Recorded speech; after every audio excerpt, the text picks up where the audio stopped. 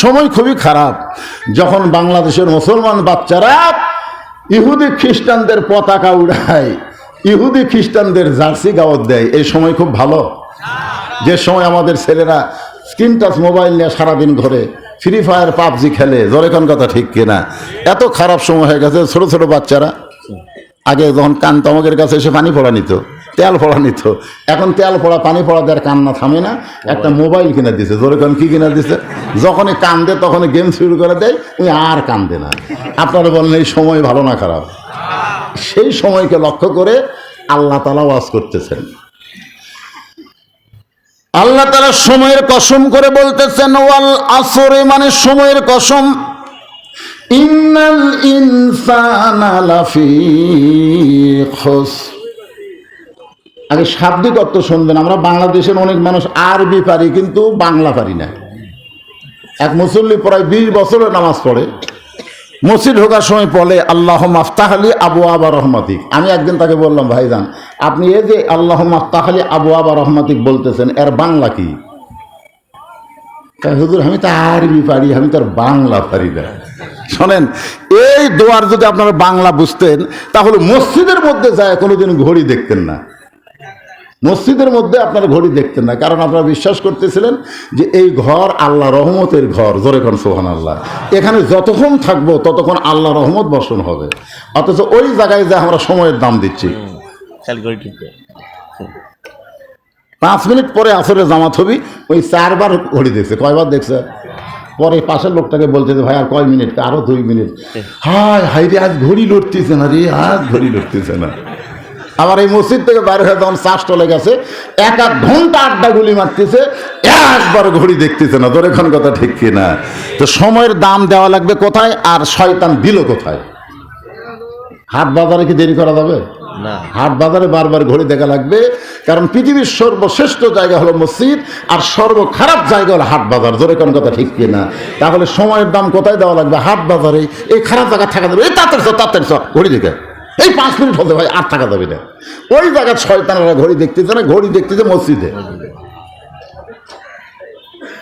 যদি বাংলায় দোয়াটা জানতো যে আমি কোন ঘরের মধ্যে ঢুকতেছি, আরবিতে আমি কি বলতেছি, এটা জানে না তো। আপনারা যে আরবিতে দোয়া পড়েন মসজিদ ঢোকার সময়, এর বাংলা অর্থ জানেন? এ কথা কয় না, জানেন? জানা লাগবে, বাংলা অর্থ বুঝতে হবে। এখানে আল্লাহ বলতেছেন ইন্না মানে নিশ্চয়, ইনসান মানে মানুষ, ইনসান মানে মানুষ। এই মানুষের মধ্যে পুরুষ মানুষও আছে, নারী মানুষও আছে। এই মানুষের মধ্যে আবার হিজড়া আছে তো, কারণ স্বাধীনতার 50 বছর পরে এই বাংলাদেশে একটা হিজড়া চেয়ারম্যান হচ্ছে, আপনারা জানেন? ঝিনাইদহ, ধরে কোন দহ? ঝিনাইদহ একটা হিজড়া চেয়ারম্যান হচ্ছে। হায় হায়, ওই জায়গা নৌকা কাঠ হয়ে গেছে, নৌকা কাঠ। হিজড়ার কাছে নৌকা খুলাইনি। আয় তাহলে কি বুঝতেছেন? হিজড়া মানুষ না? একথা কোন হিজড়া মানুষ না? সাহাবারা বললেন ইয়া রাসূলুল্লাহ, পুরুষ মানুষ মরে গেলে আমরা 3টা কাফন দেই, আপনার সুন্নাত অনুযায়ী মেয়ে মানুষ মারা গেলে 5টা কাফন দেব, কিন্তু হিজড়া মরে গেলে আমরা কয় কাফন দিব? একজন সাহাবী বলেন, হুজুর হিজড়া কি জন্য জন্ম নেয়? এত দুনিয়া তো শান্তি নাই, আখিরাতেও শান্তি নাই, আর উপরেও শান্তি নাই, তলেও শান্তি নাই। জোরে কোন কথা ঠিক না? উপর বোঝেন না, স্বামী হয়ে উপর থাকবে তাও শান্তি নাই, বউ হয়ে তলে থাকবে তাও শান্তি নেই। এই হিজড়াটা কেন হয়? আল্লাহ রাসূল বললেন কি কারণে হিজড়া হয়ে জন্ম নেয়? এইটা আল্লাহর দোষ না, এটা হলো বাপ মায়ের দোষ। জোরে কোন কার দোষ? কার দোষ না? আল্লাহর দোষ না, দোষ হলো বাপ মায়ের। কি কারণে সন্তান হিজড়া হয়ে জন্ম নেয়? হিজড়াকে কয় কাফন দেওয়া লাগবে ইনশাআল্লাহ বলবো, তবে এখানে আজকে আলোচনা হবে মানুষ। জোরে কোন কি? লাফি মানে ভিতরে, খুসরুন মানে ক্ষতি।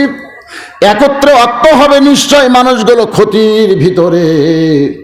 যে মানুষকে আল্লাহ সবচাইতে আদর করে সৃষ্টি করেছে, আপনারা বলেন তো সমস্ত মখলুকাতের মধ্যে শ্রেষ্ঠ মাখলুকের নাম কি? আল ইনসানু আশরাফুল মাখলুকাত। ইবলিসকে আল্লাহ ডাক দিয়ে বললেন, কে ইবলিস? এ ভাই মনোযোগ দিয়ে শুনবেন, দিনের মাহফিলে খুব গুরুত্বপূর্ণ আলোচনা হয়, সব দেখা যায় তো। ইবলিস শোন, ইবলিস বলতেছে আল্লাহ কি খন, তুই আমার আদমকে সেজদা দিলি না কেন? ইবলিস বলতেছে আল্লাহ আপনি কি মনে করছেন আমি বেঈমান? যেই কপাল 6 লক্ষ বছর আপনাকে সেজদা দিছে, সেই কপাল আপনি ছাড়া অন্য কাউকে সেজদা দিবে না। আল্লাহ বলতেছে ইবলিস তোর মুখের কথা খুবই ভালো রে, কিন্তু তোর মন, আল্লাহু আলিমুম বিযাতিস সুদূর। আপনারা বলেন তো ইবলিসের মনের খবর আল্লাহ জানে না? মুখের কথা ভালো না খারাপ? যেই কপাল আপনাকে সেজদা দিছে এই কপাল আপনি ছাড়া অন্য কাউকে সেজদা দিবে না। মুখের কথা ভালো, আল্লাহ বলতেছেন মুখের কথা ভালো, ইল্লা ইবলিস আবা ওয়াস্তাকবার, কিন্তু অন্তরের দিকে তাকাই দেখি তুই অহংকার করে আমার আদমকে সেজদা করলি না। ইবলিস আমার আদমকে সেজদা না করার কারণে আমার রহমত হেদায়েতের এরিয়া থেকে তুই বাইরে হয়ে যা, আর কোনোদিন আমার রহমত এবং হেদায়েতের মধ্যে তুই ঢুকতে পারবি না। ইবলিস বলতেছে আল্লাহ শুধু একটা সেজদা আদমকে করলাম না, তাতে আপনি এত রাগ, আর আপনাকে 6 লক্ষ বছর সেজদা করলাম, তার কি কোনো দাম নাই? আর এই ভালোবাসার কারণেই আল্লাহ দেখতেছে এরা যেন ক্ষতির মধ্যে না পড়ে। ছেলে দোকান করছে, বাপ বলতেছে তো লাভ হবে। ছেলে কয় আব্বা কেবল দোকান করলাম, লাভ হবে না লস হবে সেটা আরে তো লাভ হবে। কারণ বর্তমানে বাংলাদেশের পরিবেশ যা দেখতেছি সব ফেরাউনের গোষ্ঠী বাকি খায় শেষ করে দিবি। জোরে কোন কথা ঠিক না? মুসা আলাইহিস সালাম রাস্তা দিয়ে যাওয়ার সময় দেখে এক দোকানদার রাস্তার বসে কাঁদতেছে। মুসা কয় কারে কান্দিস কারে? কয় ফেরাউনের বাবুর্চি সব বাকি খাওয়া, টাকা চাইলে দোকান তুলে দিবার চায়। মুসা বলতেছে কি? বলে হ্যাঁ ফেরাউনের বাবুর্চি সব বাকি খাচ্ছে, টাকা চাইলে কয় আমাকে চিনিস, আমার দল এখন ক্ষমতা আছে, বেশি কথা বললে দোকান তুলে দেবো রে। এই জন্য হুজুর আমার দোকানে তার কিছু নাই, আমি রাস্তার বসে কাঁদতেছি। মুসা কয় ফেরাউনের বাবুর্চি কোথায়? বলে ওই যে হাতির মতন যাচ্ছে। মুসা আলাইহিস সালাম দৌড়ে গিয়ে সামনে দাঁড়ায়, টাকা দে, টাকা দে। ফেরাউনের বাবুর্চি কয় তুই কে রে? আমার দল এখন ক্ষমতা আছে। মুসা কয় আমার আল্লাহ এখন ক্ষমতা আছে। তোর দল না আমার আল্লাহ। এই কয়ে বাম হাতে 1 চড় মারছে, 1 চড়ই সারা বাবুর্চি মরে শেষ। মুসা বলতেছে দেখ তোর দল আর আমার আল্লাহ, দেখছো হাতের চড়ের শক্তি দেখছিস? কি বুঝলেন? বর্তমানে বেটা দোকান করছে আর বাপ বলতেছে যত ফেরাউনের গোষ্ঠীর জন্ম হচ্ছে তোর দোকানের বাকি খাই শেষ করে দিবি রে। তার মানে বাবা তার সন্তানকে এত ভালোবাসে, সন্তানের লাভের চাইতে ক্ষতির দিকে বেশি খেয়াল করে। আল্লাহ মানুষকে এত ভালোবাসে যার কারণে ক্ষতির কথা বলে মানুষকে আল্লাহ লাভবান বানায়া দিবে। ইল্লাল্লাযীনা আমানু ওয়া আমিলুস সালিহাতি ওয়া তাওয়াসাউ বিল হক ওয়া তাওয়াসাউ বিস সাবর। এই 4টা বিষয় হবে। কয় বিষয়? এই 4টি বিষয় যদি আমাদের মধ্যে থাকে তাহলে আমরা ক্ষতির মধ্যে পড়ব না, বিনা হিসাবে আল্লাহ আমাকে জান্নাত দিয়ে দিবে। জোরে করে সুবহানাল্লাহ। কয়টা? এ ভাই এ যুবকের এ খেয়াল করো রে, 4টা বিষয়। তার মধ্যে 1 নম্বর হলো ঈমান। 1 নম্বর কি?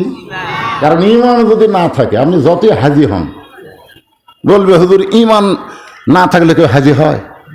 আমি দেখছি আমার সঙ্গে হজ করতে যায় একজন পড়তেছে লব্বাইক আল্লাহুম্মা লব্বাইক লব্বাইক লা শারিকা লাকা লব্বাইক ইন্নাল হামদা ওয়ান নি'মাতা লাকা ওয়াল মুলক লা শারিকা লাক। আমি ওই লোকটাকে বললাম ভাই এই যে শেষে কি করলেন? লাকা ওয়াল মুলক লা শারিকা লাক, এর বাংলা কি? হুজুর আমি তো শুনে সেটা মুখস্থ করছি, আমি তো বাংলা জানি না। আর বাংলা হলো রাজনীতির ভিতরে, রাজত্বের ভিতরে একমাত্র আল্লাহ ছাড়া অন্য কাউকে আমি মানি না, স্বীকার করি না। তাহলে আপনি হজ করার পরে কার দল করবেন? তখন বলতে তো হুজুর আমি তো এই দল করি হুজুর, আমি হজের পরে। এখন হজ যদি কবুল করাবার চান আর ভিতরে যদি ঈমান থাকে তাহলে মানুষের কোনো দল করা যাবে না। হজের আগে যা করছেন, হজ করার পরে একমাত্র আল্লাহর দল করা লাগে। তোর এখানকার দল। কিন্তু আমার সাথে হজ করে আসার পরে এই শালা আরো বেশি খারাপ আছে। তার মানে কি বুঝতেছেন? আর ঈমান আছে, আর হজ আছে, ঈমান নাই। এই মাত্র আসরের নামাজ পড়ছে, পড়ে জমির ধান দেখবার গেছে, যায় দেখে উপর জমির পানি খালি চলমল করতেছে, নিচে আর জমির পানি নেই, এখনো কিন্তু শেষদার ধুলে ভরে আছে। ওই চারিদিকে তাকাতো, কেউ নাই, কেউ নাই। আস্তে করে বসে আইল কাটে দিছে, দিয়ে ওই পানি দিয়ে হাত ধসে, ধুয়ে উপর দিকে তাকায়, চারিদিকে তাকায় বলতেছে আলহামদুলিল্লাহ, কেউ দেখেনি। আপনার বলেন তো এই নামাজের ইমান আছে? না। ইমান যদি থাকতো তাহলে চারিদিকে তাকাতো না।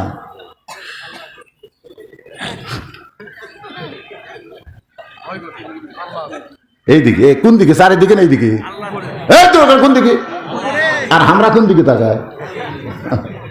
কোন ইমানদার চারিদিকে লক্ষ্য করে খেয়াল করবে না, ইমানদারের খেয়াল থাকবে আল্লাহর দিকে। ধরে কোন কথা ঠিক কি না? বলতেছে আলহামদুলিল্লাহ, কেউ দেখেনি, কেউ দিনের ভোট রাতে মারে সকালে গল্প দিচ্ছে, দরজা জানলা বন্ধ করে মারছি, কেউ দেখেনি। দুই কান্দের দুই ফেরেশতাকে আল্লাহ শয়তান কয় কি, কেউ দেখেনি তো আমরা ঘুম পাচ্ছি।